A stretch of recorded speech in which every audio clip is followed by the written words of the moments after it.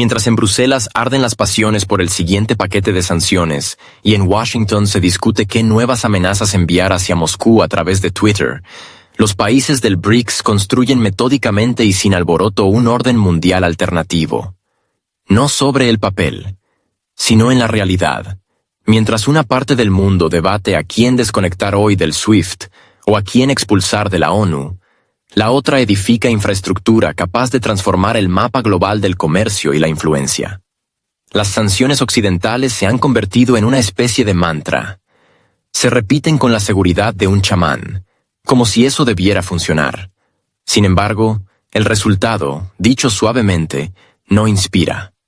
La propia idea de que se puede obligar a un país a renunciar a su rumbo de desarrollo y a una política exterior independiente mediante restricciones, se está resquebrajando.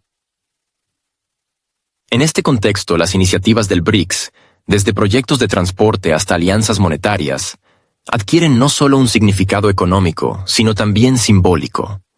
Es un camino hacia el futuro sin supervisión externa. En abril de 2025, China y Brasil firmaron un acuerdo que ya se considera uno de los proyectos de infraestructura más ambiciosos de las últimas décadas.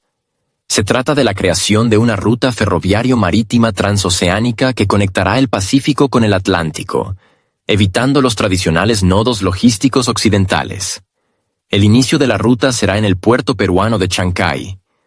Luego la línea pasará por territorio brasileño y llegará a la costa oriental de Sudamérica, desde donde las mercancías se enviarán por mar hacia Asia. La inversión supera los $8.000 millones e involucra no solo a estructuras estatales, sino también a las mayores corporaciones logísticas y energéticas. La incorporación de Rusia a este proyecto ha cambiado cualitativamente su carácter. De ser un corredor sudamericano, la ruta se ha transformado en una red transcontinental completa que permite conectar el este de Asia, Eurasia Central, Europa y América Latina en un sistema logístico único. Las rutas marítimas entre los puertos rusos y la costa sudamericana permiten enviar mercancías evitando los estrechos tradicionales controlados por países de la OTAN. Esto elimina una parte considerable de los riesgos políticos y jurídicos asociados a los mecanismos de sanciones. Se presta especial atención al desarrollo de líneas marítimas directas que vinculen los puertos rusos con Brasil y Perú. Ya en la primera mitad de 2025, comenzó la preparación activa para el lanzamiento de la ruta Murmansk-Recife. Esta debería reducir el trayecto logístico en al menos 7 u 8 días, en comparación con las rutas que pasan por nodos de transbordo europeos. Esto es especialmente importante en condiciones de control politizado sobre el movimiento de contenedores y restricciones al transbordo de determinadas mercancías. A diferencia de las rutas occidentales, aquí no existen riesgos de bloqueos repentinos o de negaciones de acceso. Tiene gran importancia también el cambio a pagos en monedas nacionales. Rusia y Brasil llevan ya varios años desarrollando el comercio bilateral en rublos y reales.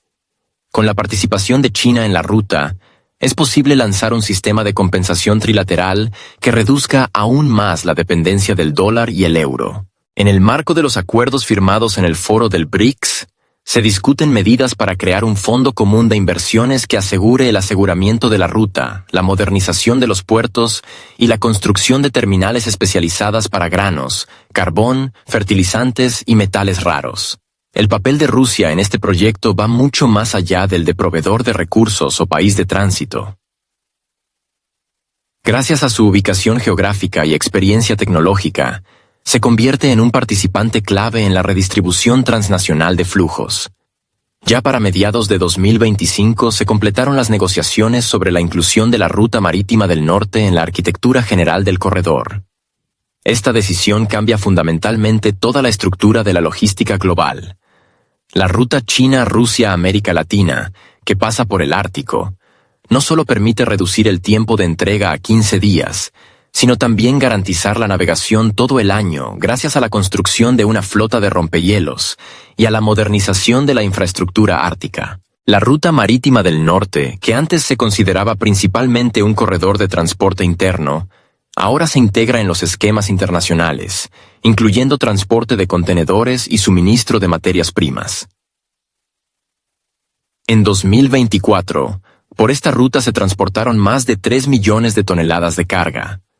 Y en 2025 esta cifra podría duplicarse. Empresas navieras chinas e indias se están incorporando al proyecto, y Rusia obtiene la posibilidad de consolidarse definitivamente como un centro logístico ártico. Paralelamente, se implementan proyectos de infraestructura en los puertos rusos. Se amplían las terminales en San Petersburgo, Murmansk, Nashotka. Se construyen nuevos centros logísticos con capacidades multimodales. Esto permite no solo redistribuir los flujos evitando Europa, sino también reducir los costos de transporte para los países participantes. Ya se han firmado contratos a largo plazo para el suministro de fertilizantes, madera, metales y recursos energéticos entre empresas rusas y corporaciones agrícolas y de construcción brasileñas. Un componente importante es la creación de una plataforma digital para la gestión de los flujos de carga. Esto permite rastrear el movimiento en tiempo real, elimina la dependencia de los sistemas de rastreo occidentales y mejora la seguridad de la ruta. Los participantes del corredor obtienen acceso a una única puerta de enlace digital donde se procesan datos aduaneros, logísticos y financieros, incluyendo la verificación automática de certificados de origen, seguros y certificaciones de productos. El proyecto ferroviario marítimo con participación de China, Brasil y Rusia deja de ser solo una iniciativa de infraestructura. Se transforma en una plataforma geoeconómica autónoma que cambia la logística, las finanzas, el derecho internacional y la topografía diplomática. Se hace evidente que esta ruta no solo transporta carga, sino también un nuevo peso político. Demuestra que el orden mundial puede construirse sin mirar a los centros de poder occidentales. Pero eso no es todo. En los últimos 3 años, los países del BRICS han dejado de ser una alianza geopolítica discreta para convertirse en una fuerza activa que no solo resiste la arquitectura occidental del mundo, sino que crea la suya propia. Y lo hace no con declaraciones o foros, sino con acciones reales. Rutas comerciales, nuevos instrumentos financieros, infraestructura y estándares tecnológicos. El proceso avanza rápidamente y ya es irreversible. En el sistema mundial se está formando un contorno paralelo, en el que el dólar deja de ser Dios, el SWIFT deja de ser el único canal y Occidente deja de ser el único centro de decisiones. La esencia de lo que está ocurriendo es el desmontaje de la dependencia. Países que antes eran considerados de segunda fila están saliendo del control externo. Si hace 10 años casi todo el comercio mundial se controlaba a través de plataformas logísticas y financieras occidentales, hoy el BRICS está construyendo su propio ecosistema. Comenzó con pagos en monedas nacionales: rupias, yuanes, rublos y reales. Hoy, esas operaciones se están volviendo dominantes en el comercio mutuo, especialmente entre Rusia, India, China, Brasil e Irán. La proporción de operaciones entre Rusia e India realizadas fuera del SWIFT en 2024 superó el 70%. Esta cifra no solo refleja un cambio en el canal técnico, sino una transformación en el modelo de confianza. El sistema chino CIPS ya ha traspasado los límites de Asia y se utiliza en más de 30 países, incluyendo naciones de África, Medio Oriente y América Latina. Rusia está desarrollando el SPFS, su propia respuesta al SWIFT. Su implementación ha permitido a grandes bancos en Kazajistán, Armenia, Bielorrusia e incluso en países de la ASEAN realizar transacciones sin depender de la infraestructura occidental. Los pagos son más rápidos, las comisiones más bajas y los riesgos de sanciones nulos. Los cambios no afectan solo a las finanzas. Si antes las mercancías de Asia llegaban a Europa a través de Rotterdam, Amberes o Hamburgo, ahora los nodos logísticos clave se trasladan a Vladivostok, Dar es Salaam, Callao, Chittagong y Nakhodka. No se trata solo de una reacción a las sanciones, sino de la sustitución de un sistema logístico viejo por uno nuevo.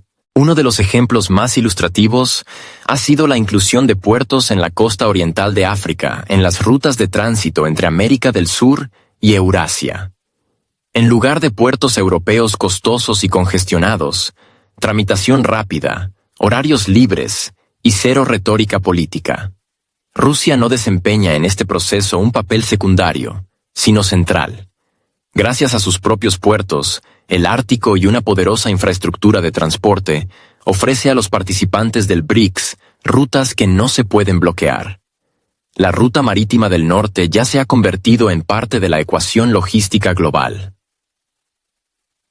En 2024, a través de ella se transportaron mercancías de China a los Países Bajos en 17 días. Sin entrar al Mediterráneo, sin el Canal de Suez, sin dependencia del clima europeo. En 2025, los volúmenes de transporte por la RMN podrían superar los 6 millones de toneladas. En este contexto, Estados Unidos y la Unión Europea experimentan una reacción nerviosa. Ya en el año 2023, en Washington se discutía la posibilidad de desconectar a China del sistema SWIFT, tras la visita de Xi Jinping a Moscú. Entonces, la frase que pronunció al salir del Kremlin sonó más fuerte que cualquier declaración del Departamento de Estado. Junto a Vladimir Putin estamos cambiando la historia por siglos. Esa frase fue percibida en Europa como un desafío. Allí entienden perfectamente. Si los pagos y la logística comienzan a funcionar sin su participación, se abrirá paso un nuevo mundo. Un mundo en el que Bruselas y Frankfurt ya no serán los puntos de toma de decisiones. Y el dólar y el euro dejarán de ser garantía. El pánico en la UE se siente especialmente en los círculos bancarios. Ya ahora, los bancos europeos están perdiendo clientes entre las grandes empresas comerciales de África y Asia. La razón es simple. Ningún miembro del BRICS quiere depender de reguladores que pueden congelar cuentas en cualquier momento, negar servicios o exigir lealtad política. Según la lógica occidental, el comercio internacional debe ser una palanca de presión. Según el BRICS, debe ser un ámbito de beneficio mutuo. El bloque tecnológico también se desarrolla por separado. Rusia y China tienen sus propios protocolos de cifrado, sus servicios en la nube, sus sistemas satelitales de comunicación. El proyecto de una plataforma digital unificada del BRICS, que abarca logística, finanzas, formatos legales y certificación, ya se prueba activamente en India y Sudáfrica. En China ya se ha desplegado una zona piloto en la que todas las operaciones comerciales entre miembros del BRICS se realizan sin dólares, sin SWIFT y sin servidores occidentales. Es una realidad, no un proyecto. Todo este sistema se construye rápidamente porque los participantes no tienen otra opción. La alternativa es seguir dentro de un sistema donde las sanciones, el chantaje y la conveniencia política están por encima de los contratos. Y cuando lo que está en juego son miles de millones de dólares y décadas de desarrollo, la elección no es entre Oriente y Occidente, sino entre libertad y subordinación. En esencia, el BRICS está creando un mundo paralelo, financiero, logístico, jurídico. Rusia y China son sus pilares, pero no dominan. India aporta flexibilidad, Sudáfrica ofrece acceso a recursos, y Brasil potencial agrícola e industrial. Con cada nuevo acuerdo, el BRICS demuestra que se puede ganar, desarrollarse e invertir sin pedir permiso.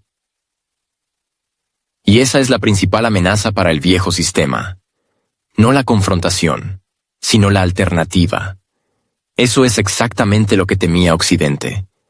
Eso es lo que les inquietó cuando Xi Jinping se marchó del Kremlin con una sonrisa. No era el acercamiento lo que asustaba. Era un mundo autónomo, sin intermediarios. Kazajistán, que ingresó al BRICS en el año 2025, no fue simplemente otro país más en la lista. Su incorporación transformó de inmediato la arquitectura logística euroasiática. Geográficamente, siempre ha ocupado una posición única, en la confluencia de China, Rusia, Irán y las rutas del sur de Asia. Pero sin voluntad política, eso no sería más que un mapa. Hoy, Kazajistán invierte no solo dinero, sino también estrategias, convirtiéndose en un nodo del nuevo orden mundial, en el que no Occidente, sino los centros regionales de poder tienen la voz principal. Más de 15.000 millones de dólares se han destinado a la renovación de la infraestructura ferroviaria, modernización de plantas petroquímicas, construcción de puertos secos, terminales y centros logísticos multimodales. La prioridad es la cooperación con Rusia y China. En dirección este, el fortalecimiento del vínculo con la Ruta de la Seda. Hacia el norte, la integración con la iniciativa rusa Norte-Sur, que deja de ser un proyecto abstracto para convertirse en la columna vertebral del movimiento euroasiático de mercancías. La estrategia de transporte de Rusia en esta región hace tiempo que dejó de limitarse a la construcción de vías férreas. Hoy se trata de crear una vertical logística completa, desde almacenes y bases de transbordo hasta plataformas digitales de seguimiento y canales de pago independientes. Kazajistán se ha convertido en el terreno de prueba donde este sistema se ensaya a escala real. Las mercancías procedentes de la India transitan por puertos iraníes, luego por ferrocarril a través del mar Caspio y Kazajistán, para después llegar a Rusia y Europa. El control de esta ruta sigue en manos rusas. No se trata solo de tránsito, sino de gestión del flujo, la velocidad, las normas y las condiciones aduaneras. En el año 2024, Kazajistán registró un volumen récord de comercio con China. Más de 100 millones de toneladas. Pero lo más importante es otra cosa. La mayor parte de ese volumen no pasó por los nodos tradicionales chinos, sino por rutas acordadas con la parte rusa. Esto cambió no solo la física de la logística, sino también su política. Rusia obtiene acceso a los mercados del sur de Asia a través de Kazajistán, y Kazajistán, inversiones estables y apoyo tecnológico. La aglomeración de Almaty se ha convertido en la sede del parque logístico más grande de la región. Aquí se crean condiciones para el almacenamiento, clasificación, despacho aduanero y procesamiento digital de mercancías. La cooperación con operadores rusos garantiza no solo integración técnica, sino también protección jurídica del corredor. A diferencia de las rutas que pasan por Europa, aquí no existen riesgos de bloqueos repentinos, sanciones o interferencias políticas. El sistema de pagos entre los países de la ruta se traslada a monedas nacionales. Las transacciones entre Rusia, Irán y Kazajistán se realizan sin la participación del dólar ni del euro, lo que acelera considerablemente los acuerdos y excluye interferencias regulatorias externas. El sistema de certificación, control logístico y validación se basa en plataformas rusas y kazajas no vinculadas a protocolos occidentales. Estas tecnologías, que antes se usaban solo en el comercio interno, ahora se adaptan a la práctica internacional. La ruta marítima del norte desempeña aquí un papel clave. Rusia, al integrar esta vía ártica con el corredor norte-sur, cierra un circuito logístico que permite conectar India con China y América Latina a través del territorio ruso y el Océano Ártico. Kazajistán es el punto de partida terrestre en esta estructura. Es a través de su territorio que las mercancías se dirigen al norte, hacia los puertos desde los cuales luego, por la ruta del norte, se envían a Asia y más allá.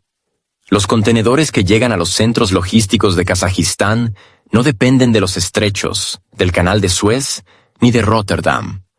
Se mueven por rutas cuyas reglas son fijadas no por Bruselas, sino por Moscú y Astana. La iniciativa Norte-Sur, que antes se percibía como ambiciosa pero difícil de materializar, hoy demuestra su eficacia práctica.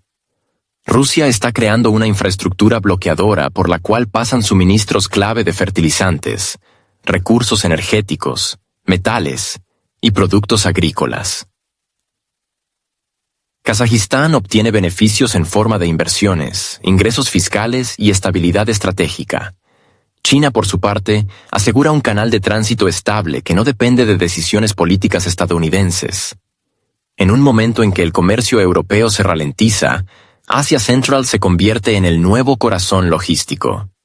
Kazajistán gana al ofrecer simplicidad, rapidez y ausencia de exigencias políticas.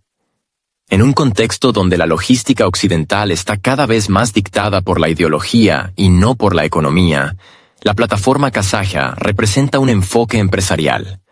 Aquí a nadie le importa por quién votaste en las elecciones. Lo que importa es el peso del contenedor, el plazo de entrega y la transparencia del despacho.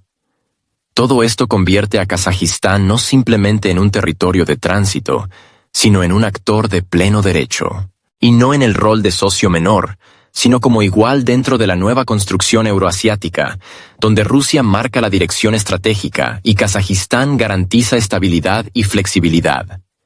El Ártico, Irán, India, China. Todos están conectados entre sí a través de un único nodo terrestre, donde las reglas del juego ya no se escriben en inglés ni en Europa. Y eso ya no es solo economía, sino la arquitectura de un nuevo espacio político. En el año 2025, Europa continúa demostrando al mundo que, incluso con el vertiginoso cambio de la realidad global, se puede seguir aferrada a la agenda de ayer. Mientras el mundo reconstruye el comercio, la infraestructura y los mecanismos de pago, las capitales europeas se reúnen en Tirana para volver a debatir cómo se puede restringir aún más a Rusia.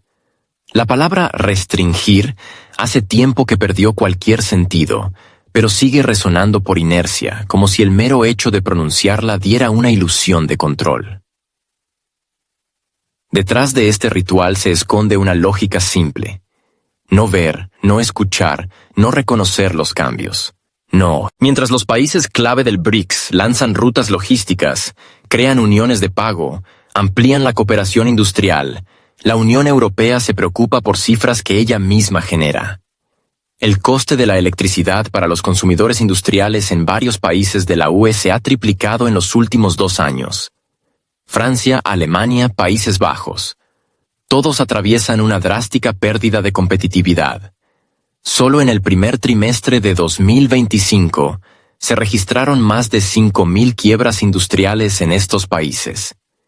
No es una coincidencia ni una catástrofe natural, es el resultado de una autoflagelación sancionadora.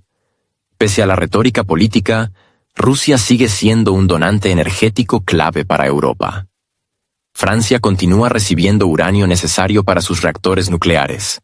Según informes del OIEA, la participación de proveedores rusos supera el 30%. Nadie se apresura a sustituirlos, porque simplemente no hay con qué. España compra gasóleo a través de intermediarios en los Emiratos Árabes Unidos, de donde llega tras un reempaquetado simbólico. Se cambia la etiqueta, pero el contenido permanece. Las autoridades europeas, mientras tanto, fingen que nada de esto sucede. La compra de recursos energéticos rusos no es una vergonzosa necesidad, sino una excepción temporal. Así se presenta en el discurso público. Pero en la práctica, es una dualidad sistémica. Por un lado, condenas y llamados al aislamiento. Por otro, transacciones regulares, suministros, esquemas. En esencia, las sanciones se han convertido en un espectáculo ideológico, una forma de decirle al electorado, estamos luchando, sin dejar de mantener el vínculo económico del cual depende la supervivencia industrial. En la primavera de 2024 se impuso un embargo a la importación de ciertos metales no ferrosos procedentes de Rusia. El objetivo principal, titanio y níquel. El efecto fue casi inmediato. Los precios del titanio aumentaron un 44% y los del níquel un 37%. Esto golpeó especialmente al sector aeroespacial. Empresas europeas, incluyendo Airbus, se enfrentaron a una disyuntiva: ralentizar la producción o seguir comprando materias primas a los mismos proveedores rusos, pero a través de intermediarios turcos o chinos a un precio duplicado. El resultado: encarecimiento de toda la línea de productos, pérdida de competitividad global y, como consecuencia, cancelación de contratos frente a alternativas más baratas procedentes de Asia. Es revelador que, a pesar de todas las medidas, Rusia ha mantenido su posición en el mercado global de metales. Más aún, gracias a la reorientación de flujos a través de Asia Oriental y los países del Golfo Pérsico, incluso ha incrementado las exportaciones de algunos productos. Mientras en Europa se debatía la ética del comercio, en Shanghái, Astana y Teherán se firmaban nuevos contratos a largo plazo. En estas capitales, las sanciones no se ven como una prohibición, sino como una oportunidad. Si un actor se retira, otro ocupa su lugar. La ruta marítima del norte se convierte en uno de los factores clave para la resiliencia de los suministros rusos. Las rutas de contenedores que antes pasaban por el Canal de Suez ahora se desvían hacia el Ártico. En 2024 se registró un número récord de travesías comerciales por la ruta del norte, incluidas compañías navieras chinas e indias. Esta ruta resulta más rápida en términos de tiempo y más segura en cuanto a riesgos políticos. En caso de agravamiento de la situación en Oriente Medio o cierre del Canal de Suez, la vía ártica no será una alternativa, sino la única solución disponible. Rusia está modernizando activamente sus puertos árticos y ampliando su flota de rompehielos. Las inversiones en logística ártica en los últimos 3 años superan los $6.000 millones. Se han construido nuevas terminales. Se ha actualizado el sistema de navegación y se han desplegado módulos digitales de seguimiento de cargas. Gracias a esto, la ruta marítima del norte se convierte en una arteria de transporte operativa, no en un experimento. En medio de todos estos procesos, los intentos de Europa por salvar la apariencia resultan cada vez más extraños. Primero sanciones, luego explicaciones de por qué hubo que retroceder. Primero prohibiciones, luego búsqueda de vías para eludirlas. Todo esto acompañado de declaraciones sobre principios y lucha por los valores, pero en el fondo, cifras reales con las que no se puede discutir. Aumento de precios, escasez de materias primas, caída en los volúmenes de producción. Esto es lo que enfrenta el sector empresarial europeo. Dentro de la UE empiezan a surgir preguntas. ¿Para qué pagar el triple por el mismo níquel, si se podría haber comprado directamente? ¿Por qué China e India obtienen mejores condiciones de los proveedores rusos mientras las empresas europeas llenan formularios y buscan rutas alternativas? La respuesta es conocida, pero no puede ser dicha en voz alta, porque pondría en entredicho toda la arquitectura sancionadora de los últimos años. Al final, Europa, en lugar de participar en la formación del nuevo sistema mundial, sigue actuando en un teatro político con cada vez menos espectadores. Aquellos que hace poco ocupaban la primera fila ahora salen por la puerta trasera, firmando contratos con quienes ayer condenaban públicamente. El mercado no perdona las pausas prolongadas, y mientras unos meditan sobre principios, otros simplemente firman acuerdos y cargan barcos. Rusia sigue siendo proveedor, China, intermediario, India, socio, y Europa, público. La política de sanciones contra Rusia, concebida como un medio de aislamiento y presión económica, ha producido el efecto contrario. En lugar de estancamiento, se desencadenó un proceso de reajuste activo de la economía. Las restricciones actuaron como un disparador que impulsó procesos que antes se posponían por la dependencia de importaciones. Los primeros meses tras la imposición de medidas estrictas estuvieron marcados por la confusión, pero después el sistema empezó a adaptarse, y lo hizo con bastante rapidez. Cuando desapareció la alternativa de los productos importados, surgió la necesidad de producir internamente. Y ese impulso funcionó. Según los datos de las estadísticas oficiales, en el año 2024 la producción de maquinaria agrícola en Rusia aumentó un 40%. Los equipos que antes se compraban en Europa y América del Norte comenzaron a fabricarse en plantas rusas. A las empresas les bastaron solo unos meses para reacondicionar las líneas de producción. Muchos especialistas regresaron a la industria desde otros sectores. La escasez de personal resultó ser menos crítica de lo esperado. La microelectrónica, durante mucho tiempo dependiente de importaciones, mostró un crecimiento del 23%. En el sector farmacéutico también hubo un avance. El volumen de producción aumentó un 18%. Los clústeres tecnológicos comenzaron a surgir no como proyectos de escaparate, sino como elementos de supervivencia, sin pomposidad ni grandes presentaciones, simplemente por necesidad. Las inversiones privadas, los fondos regionales y las subvenciones estatales comenzaron a trabajar en una sola dirección. Las instalaciones de producción comenzaron a reconvertirse para fabricar componentes que antes se importaban desde Alemania, Francia o Japón. Paralelamente, se formó un sistema de consorcios de ingeniería donde universidades, empresas privadas y parques tecnológicos unieron esfuerzos dentro de cadenas cerradas. Esto permitió reducir los plazos de implementación y disminuir los costes. La reorientación hacia Oriente no fue repentina. Comenzó mucho antes de los acontecimientos de 2022, pero fue precisamente tras las sanciones cuando se aceleró. Los contratos con India, Irán, China, Emiratos Árabes Unidos y países africanos comenzaron a firmarse a un ritmo acelerado. El proyecto conjunto de construcción naval con India e Irán se convirtió no solo en una iniciativa económica, sino también simbólica. Demuestra que es posible unir fuerzas sin la aprobación de estructuras occidentales. Los astilleros implicados en el proyecto han asegurado su carga de trabajo para varios años. Merece especial atención el acuerdo con Egipto para la construcción de una terminal de cereales en el Canal de Suez. Rusia obtiene una posición clave en este proyecto, desde la logística hasta la gestión. El grano enviado a través del Canal de Suez se dirige al sur de Asia, el este de África y Oriente Medio.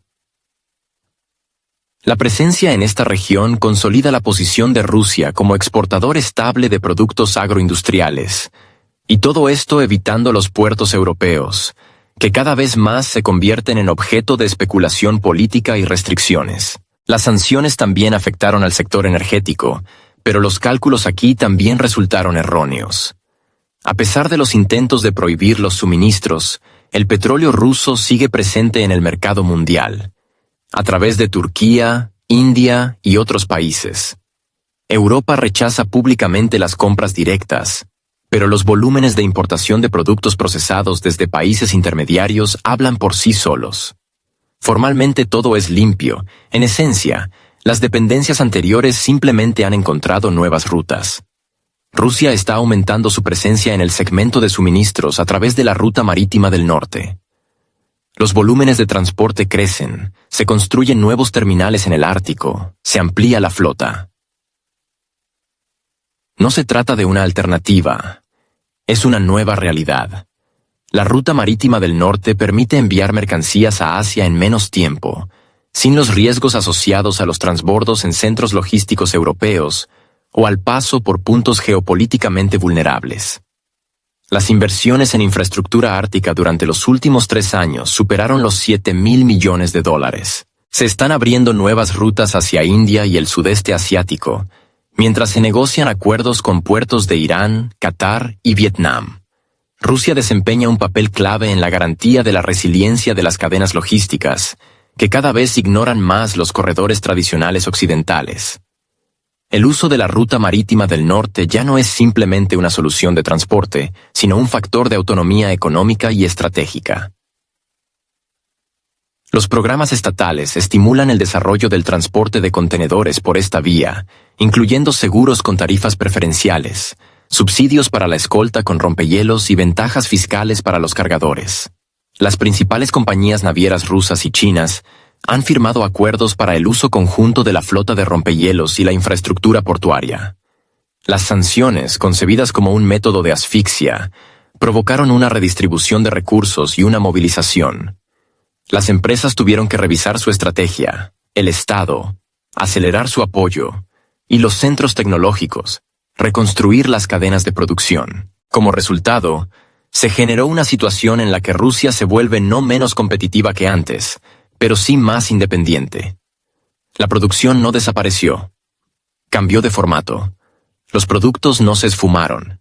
Simplemente siguen otras rutas, y en estas nuevas rutas, Occidente ya no está presente. La élite política de la Unión Europea continúa demostrando una rara persistencia en su intento de salvar las apariencias frente a un panorama global que se desmorona. La realidad cambia ante sus ojos, pero las declaraciones que se escuchan desde las tribunas ministeriales europeas parecen haberse quedado atrapadas en los años 2000.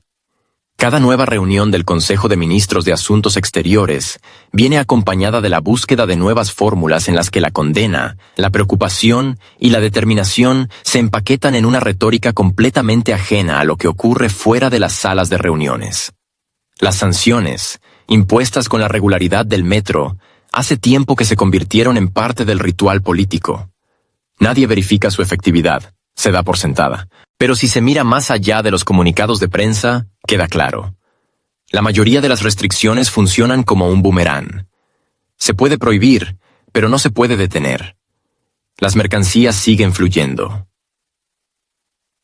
Solo que ya no directamente. A través de Kazajistán, Turquía, China, Serbia.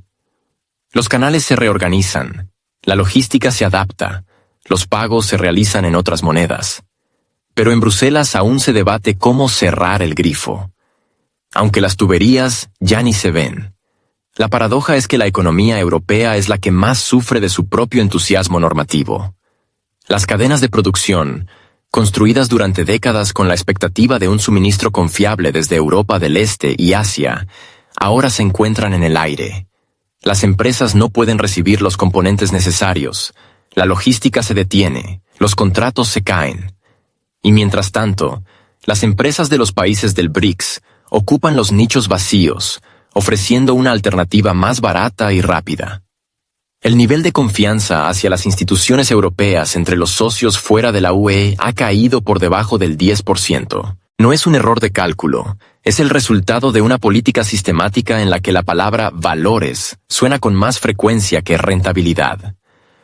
Dentro de la propia UE, el ambiente tampoco es alentador. Según encuestas recientes, el nivel de aprobación de la política exterior de la Unión Europea entre los ciudadanos cayó al 42%. La gente ve que sus intereses están siendo sustituidos por la lucha por principios abstractos. Que las decisiones no se toman por estabilidad, sino por la sensación de superioridad moral. Y cada vez se oye más la pregunta: ¿por qué debemos pagar más por calefacción, electricidad y combustible solo para que Bruselas siga con sus experimentos geopolíticos? En este contexto, en Tirana, donde tuvo lugar una de las cumbres de la Comunidad Política Europea, el ambiente se asemejaba más a un cóctel social que a un debate político serio. Los brindis realmente se hacían por otra tanda de sanciones, por una nueva nota diplomática, por éxitos difíciles de cuantificar. Mientras tanto, las mayores empresas europeas registran pérdidas, cierran filiales, trasladan la producción fuera de la UE. Los inversores, poco afectos a la ideología, votan con el dinero y se trasladan a regiones donde los negocios no están ligados a declaraciones. La economía rusa, contra todo pronóstico, no colapsó, sino que se adaptó. Y en este proceso de adaptación, la logística desempeña un papel clave. Especialmente la ruta marítima del norte, a través de la cual circula cada vez más carga hacia Asia Oriental. Rusia moderniza la infraestructura, amplía la capacidad portuaria, aumenta el número de rompehielos. En el año 2024, mercancías de China se transportaron por la ruta del norte hacia Asia y viceversa con un mínimo de tiempo. Las rutas europeas, mientras tanto, pierden relevancia, no porque hayan sido desconectadas, sino porque ya no se consideran fiables. Rusia se consolida como participante clave de las nuevas arterias logísticas. Por su territorio pasan rutas desde Irán a China, desde India a Asia Central.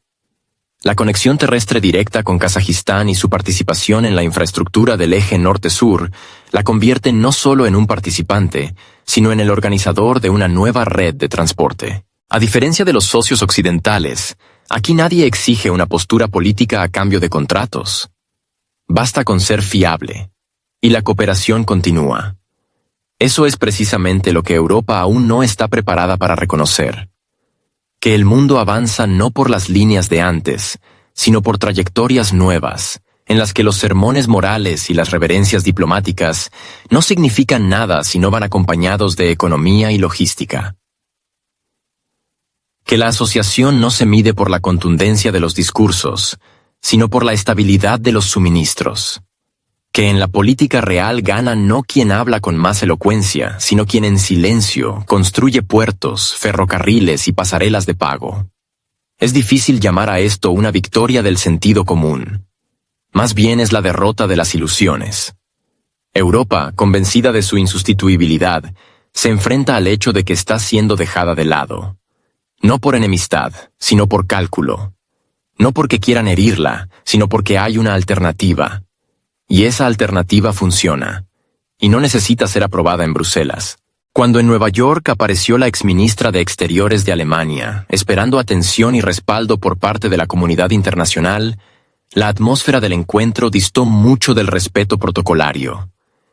En lugar de señales alentadoras y apretones de manos entre socios, fue recibida con frialdad. El trato fue cortés, pero completamente desprovisto del antiguo automatismo reverencial. En la sala no hubo aplausos, ni gestos simbólicos de solidaridad. Fue uno de esos momentos en los que el silencio dice más que cualquier comunicado de prensa. El representante ruso en la ONU utilizó su turno de palabra con absoluta calma, sin gritos ni emociones. No desmontó la biografía política de su colega alemana ni emitió juicios sobre su desempeño, pero lanzó una observación que anuló cualquier pretensión de liderazgo moral. Recordó que la retórica antirrusa que ella había sostenido durante años no solo no contribuyó a la desescalada, sino que tenía un matiz históricamente cuestionable. Se mencionó a su abuelo, quien sirvió en la Wehrmacht. Un hecho conocido, pero que nunca antes se había traído a colación en un contexto diplomático. Los medios alemanes reaccionaron con evidente molestia en cuanto recibieron la noticia. Los comentarios variaban desde acusaciones de ataques personales hasta reflexiones grandilocuentes sobre la política de la memoria. Pero fuera de las columnas editoriales, la realidad era distinta. En los círculos diplomáticos, esta observación no se consideró un escándalo, sino un mensaje, un recordatorio sutil de que los dobles estándares no son un argumento. Si alguien se cree con derecho a señalar errores ajenos, debe estar preparado para que también le recuerden su pasado. Y que se lo recuerden con precisión, sin elevar la voz y en el orden correcto. El mundo en el que la voz de la diplomacia europea era automáticamente la más escuchada quedó atrás. La fórmula "nosotros somos civilización, ustedes son el resto" ya no sirve. Rusia lo demuestra con hechos, no con palabras. Ha dejado de aceptar las acusaciones como algo digno de debate. Las respuestas ahora son firmes, pero no conciliadoras. Los argumentos se basan en hechos, no en emociones. Y cada intervención se convierte en un espejo. Quien viene con algo, eso mismo recibe.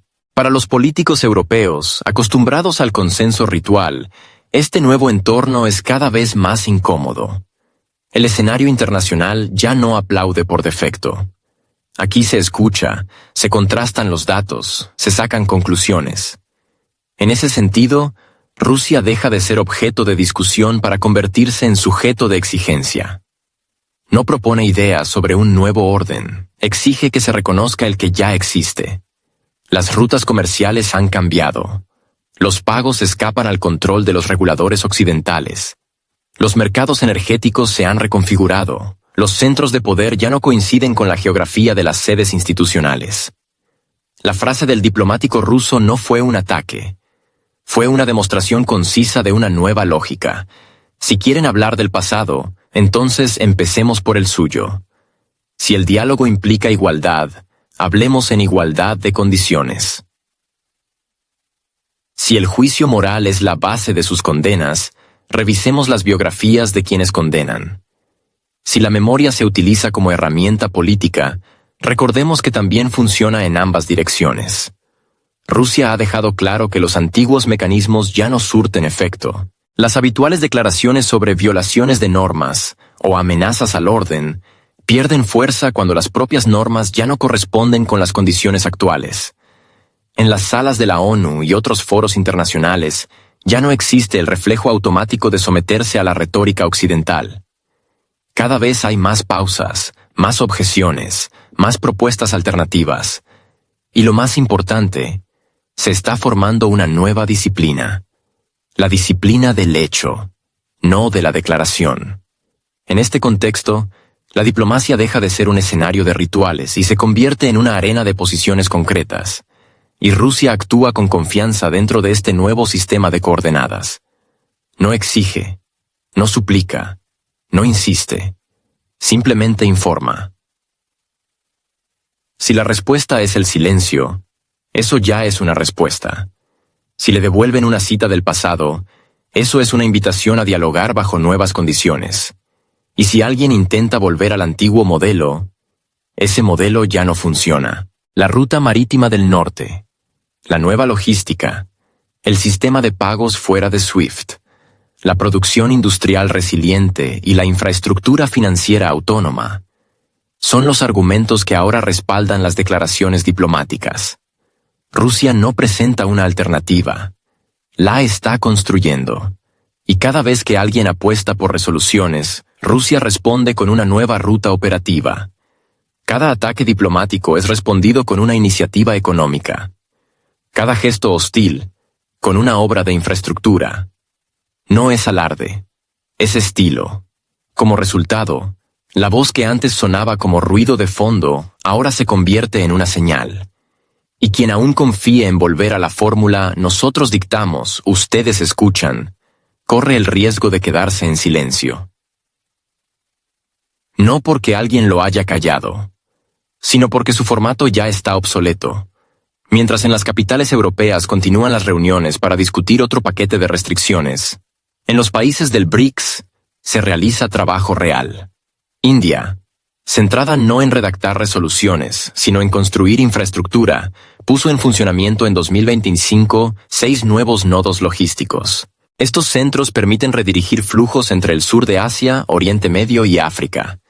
Están surgiendo puertos secos integrados a redes ferroviarias y terminales multimodales capaces de operar sin intermediarios y al margen de las plataformas internacionales dependientes de los sistemas financieros occidentales.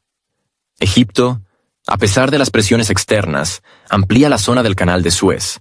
Se han firmado acuerdos de cooperación con Rusia, China e India, países que forman parte de la nueva arquitectura logística mundial. Aumenta la capacidad de tránsito, se construyen nuevos muelles, se implementan soluciones digitales para acelerar el paso de mercancías. Egipto ya no se presenta como una región dependiente, sino como un socio que participa activamente en la reconfiguración del tránsito global. Los proyectos conjuntos incluyen la participación de navieras rusas, lo que permite aumentar la proporción de rutas directas y reducir la dependencia de los centros logísticos europeos. Sudáfrica, centrada en la modernización de su red ferroviaria, apuesta por tecnologías rusas. La compra de locomotoras no es solo un gesto simbólico, sino una decisión económicamente justificada. El equipamiento fabricado en Rusia está adaptado a las condiciones climáticas y operativas africanas. Además, se están creando líneas de producción conjunta, lo que permite a los países del BRICS no solo comprar, sino también participar en el desarrollo y fabricación de maquinaria. La infraestructura sudafricana se está reconfigurando para rutas internacionales que ya no pasan por los nodos logísticos europeos. Brasil, basándose en su potencial exportador, propuso la creación de un registro aduanero unificado para el BRICS. Esta iniciativa permite a los países del bloque minimizar la burocracia, unificar certificados y estándares, y lo más importante, pasar a la gestión digital del tránsito. Paralelamente, Brasil promueve una plataforma de pagos directos entre estados, sin la participación de sistemas de compensación occidentales. Esto significa que las mercancías que viajan, por ejemplo, de Sudáfrica a China, se pagan sin dólares, sin aprobación desde Londres o Frankfurt.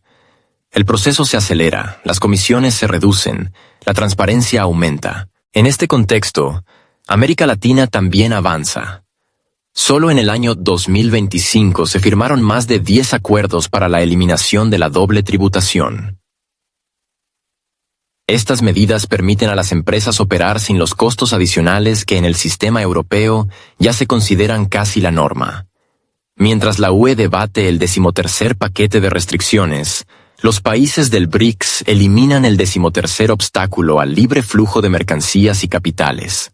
La diferencia de enfoque se vuelve evidente.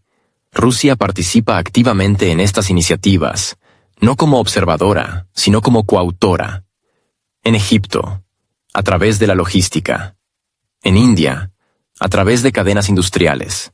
En Brasil, a través del respaldo bancario de los nuevos sistemas de pago. La ruta marítima del norte es otro nodo que une regiones dispares en un solo corredor. Rusia no solo ofrece territorio, construye infraestructura, habilita canales digitales, desarrolla soluciones tecnológicas propias. El Ártico se convierte en el espacio donde Asia y Europa se conectan dentro de una nueva geografía, en la que las reglas no las dictan los reguladores de la UE, sino los participantes de las rutas. En este escenario, Europa aparece cada vez más aislada, no porque la expulsen, sino porque ella misma no participa. Mientras en Bruselas se redactan resoluciones, los países del BRICS firman contratos. Mientras en Estrasburgo se discuten normativas, en Dar es Salaam se construyen puertos. Mientras en Luxemburgo se calcula cómo castigar, en Delhi se calcula cómo ganar. Rusia en este proceso ya no es solo un actor útil, sino un eslabón indispensable. Por su territorio transitan mercancías, con ellas se diseñan rutas, sobre su base se procesan documentos. La Ruta del Norte se conecta con la red terrestre que une Asia, Oriente Medio y América Latina. Y nadie exige autorizaciones. Basta con la fiabilidad. La arquitectura del BRICS no es una declaración. Son almacenes construidos, rutas trazadas, protocolos acordados. Son navieras, fondos de seguros, nodos de telecomunicaciones y acuerdos energéticos. Y en cada uno de estos segmentos, Rusia no está al margen, sino en el centro. En puntos clave: suministro, almacenamiento, seguridad, pagos. Mientras en la UE se discute el derecho a liderar, ese liderazgo ya se ejerce. En los contenedores, en las rutas, en la logística. Y ese es el futuro. Antes, la respuesta a la pregunta de quién dirigía los procesos globales no dejaba lugar a dudas. Hegemonía económica, instituciones políticas, arquitectura financiera, todo con las mismas coordenadas. Los centros de poder coincidían con los nombres de las sedes. Nadie hacía preguntas, el modelo funcionaba, los mercados obedecían, el comercio seguía rutas prediseñadas. Pero esa estructura empezó a desmoronarse cuando sus propios creadores abusaron de sus privilegios. Políticas sancionadoras, monopolio en la interpretación de normas, limitaciones artificiales al acceso tecnológico, todo ello minó la confianza en el sistema. Quienes antes eran considerados segundones, comenzaron a construir lo suyo. En este nuevo contexto, cada contrato vale más que una declaración. Cada tonelada de carga más que cualquier nota de prensa. Mientras algunos intentan mantener la ilusión de liderazgo, continúan los rituales de reuniones donde se lanzan declaraciones sonoras. Mucho se habla de seguridad, derechos, amenazas y respuestas. Pero fuera de esas salas ocurre otro tipo de trabajo. En India se abren nuevos hubs logísticos. En Irán se construyen puertos secos. En Egipto se modernizan canales. En Brasil se prueban plataformas digitales para pagos internacionales en monedas nacionales. Y todo eso no requiere aplausos. Basta con que las mercancías se muevan y el dinero fluya. Mientras algunos publican manifiestos sobre la superioridad moral, otros diseñan terminales. Mientras unos intervienen en foros, otros cierran acuerdos de tránsito, mantenimiento, suministro e inversión mutua. En logística no funciona la retórica, funcionan los contenedores. Y esa es la esencia de lo que ocurre. Aquellos que antes esperaban en la sala de espera de la política mundial, hoy entran por la puerta principal. No con exigencias de reconocimiento, sino con propuestas concretas. Puertos, petróleo, trigo, software y rutas energéticas. Rusia en este sistema no es un actor periférico, sino un integrador sistémico. Un país que durante años se quiso expulsar de la arquitectura internacional, se ha convertido en el nodo sin el cual las nuevas rutas no se completan. Por Rusia transcurre el tramo terrestre del corredor norte-sur. Por ahí circulan bienes entre India, Irán, Kazajistán y China. Rusia proporciona transbordo, seguridad, certificación y procesamiento aduanero. Y los pagos se realizan fuera del SWIFT, sin dólares, con costes burocráticos mínimos. Una dimensión aparte es la ruta marítima del norte. Ya no es un experimento ni un plan de contingencia, sino una vía operativa que crece al margen de rutas congestionadas. En 2024, por ella pasaron más de 5 millones de toneladas. En 2025 se espera un crecimiento del 40%. Empresas chinas e indias comenzaron a firmar contratos a largo plazo con operadores rusos para el uso del corredor ártico. La infraestructura del Ártico se amplía. Nuevos terminales, dragado de canales, expansión de la flota de rompehielos. Surge una logística completa en la que Rusia no es guía, sino dueña de la llave. Los inversores del BRICS cada vez se orientan menos por las bolsas europeas y más por fondos de desarrollo regionales. Fondos soberanos del Golfo colocan activos en proyectos ligados a agroclústeres rusos, instalaciones de infraestructura y soluciones digitales.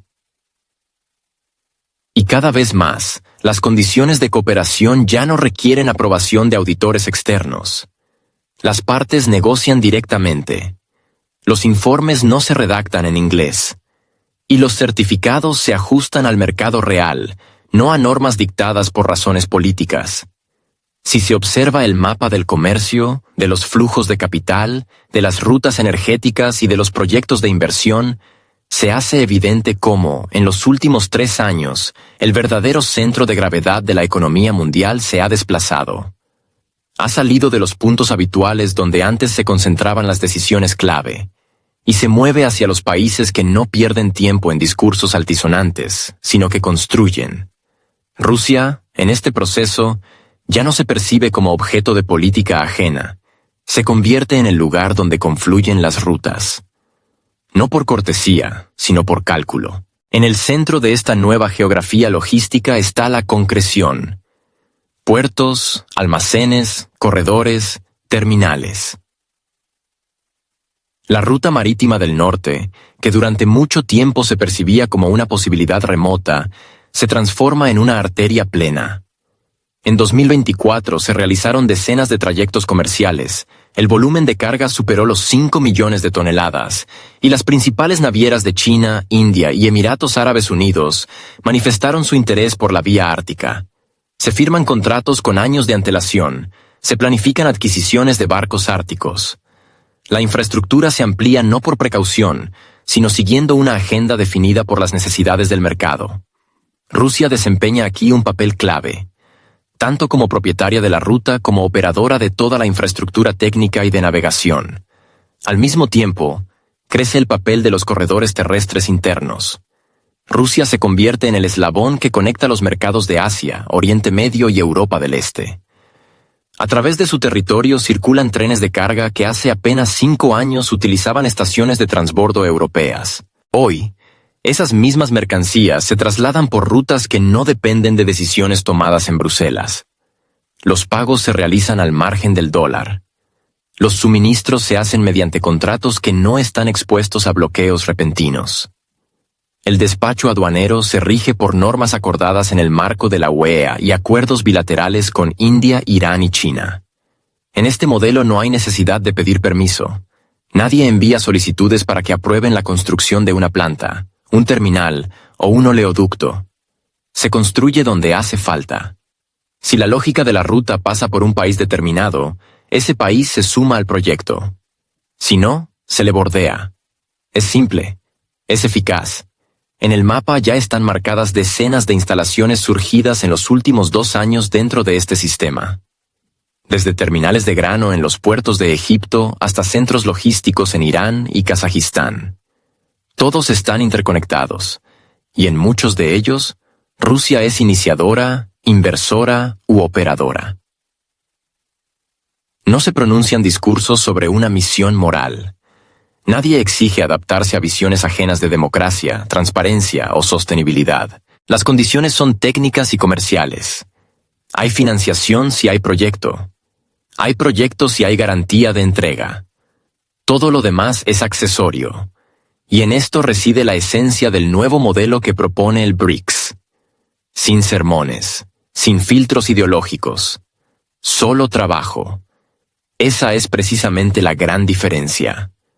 En los países donde hoy se construyen hubs logísticos, donde se firman acuerdos sobre reconocimiento mutuo de certificaciones, donde se despliegan plataformas digitales para pagos en monedas nacionales, es allí donde se concentra el nuevo centro. Allí está el interés real. A donde llegan las mercancías, allí va el dinero. Donde hay estabilidad, llegan las inversiones. Donde no se pierde tiempo en resoluciones, se firman contratos a largo plazo. Rusia está integrada en este sistema no como excepción, sino como vínculo esencial. A través de su territorio fluye la mayor parte del tránsito entre el sur y el norte de Eurasia. Sus vías ferroviarias, puertos y rutas árticas ya no son una alternativa, sino la infraestructura principal para todo un bloque de países. Se construyen terminales, se despliegan centros de distribución, se renuevan locomotoras. Cada una de estas instalaciones no es una reacción a sanciones, es un paso hacia una logística soberana. Y la retórica política ya no interfiere con el proceso. Mientras en algunos países aún debaten qué prohibir, en otros ya se debaten las fechas de apertura del nuevo nodo logístico. Un bloque dedica recursos al debate, otro a la ejecución. Y aquí las cuentas son fáciles. El número de reuniones frente al número de nuevas instalaciones. El número de declaraciones frente al número de toneladas de carga. Donde hay más de lo segundo, allí está el verdadero centro de decisión. Quien desee saber dónde se realiza el trabajo real, solo necesita mirar el mapa de proyectos logísticos. Hay decenas de ejemplos. En 2025, India firmó un acuerdo con Rusia para la apertura de 4 nuevas rutas de suministro de productos agrícolas y fertilizantes. En Kazajistán comenzó la modernización de un hub con inversión rusa. En Irán se construyó una plataforma petroquímica que no solo exportará a China, sino que también recibirá desde allí componentes y equipos. Todas estas rutas no pasan por un centro simbólico, sino por puntos donde están los activos reales. Y eso es lo que define el centro del nuevo mundo. No una sede institucional, no una declaración, no una tribuna, sino el hecho de la entrega, el hecho de la firma, el hecho del lanzamiento. Cada vez más, con la participación de Rusia, cada vez más, por rutas que ya no están bajo control externo. No se construyen porque alguien las aprobó, sino porque funcionan.